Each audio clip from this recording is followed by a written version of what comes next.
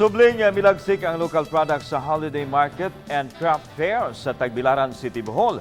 Makita din niya ang mga produkto nga hinimo sa mga bulanon or buhlanong artisans sama sa mga pagkaon, mga dayan-dayan, bags ug fashion wares. Ingon man bungga nga mga lingkuranan. Apan ang himalitan mao ang Christmas decor sama sa parol nga ginama sa mga persons deprived of liberty kung PDL kay barato ra kini.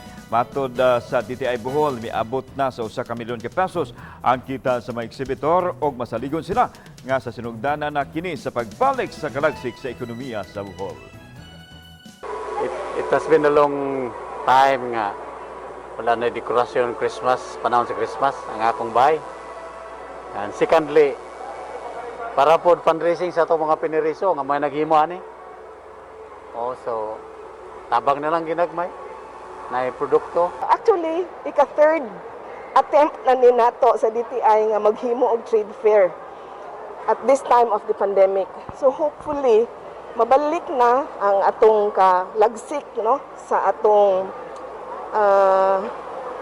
pagnegosyo sa atong mga kuan ba sa atong creative sector dinhi sa Bohol.